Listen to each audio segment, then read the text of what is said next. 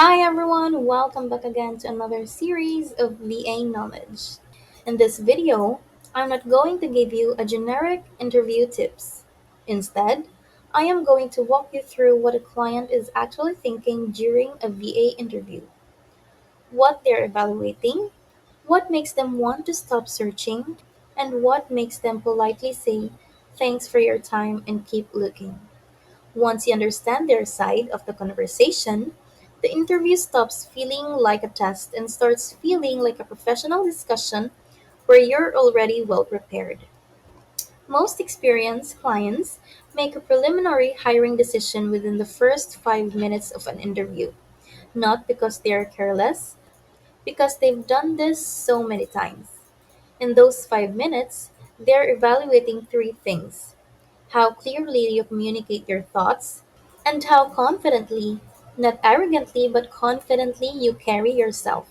Your actual skill set is assessed second. The first impression comes first every time.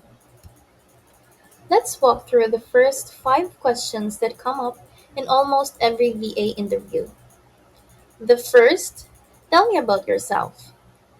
You're telling a brief story, your background, your relevant skills, why you choose remote VA work, and why this specific role caught your attention.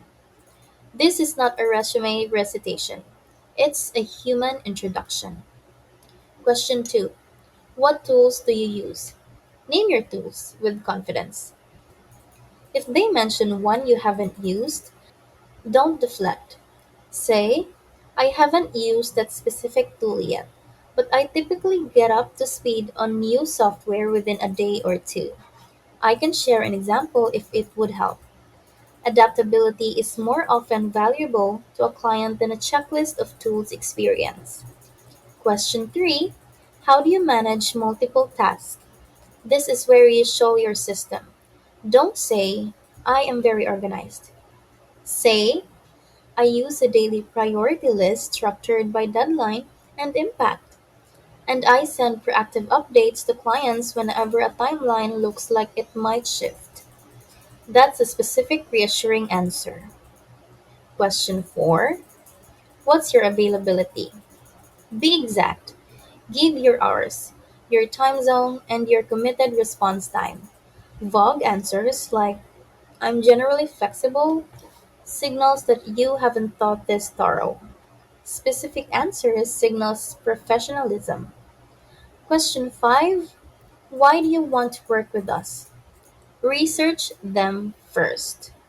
10 minutes on their website and social media is enough to find one genuine thing to mention.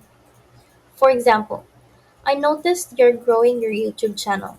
I've managed content calendars for creators and would love to contribute to that. Is infinitely better than a generic answer. Now, the single most common thing that disqualifies VA candidates is vagueness. When a client asks what you can do and you say, I can do almost anything, that's not selling. That's not a selling point. It signals you haven't thought about your strengths. The clients who hire consistently are looking for a specific person with a specific capability. So give them specificity. For example, I specialize in inbox management and calendar support for coaches. Here's how I've approached that in the past. That gets a yes. And always, always don't underestimate the power of the questions you ask. When the client says, do you have any questions for us? And they always do.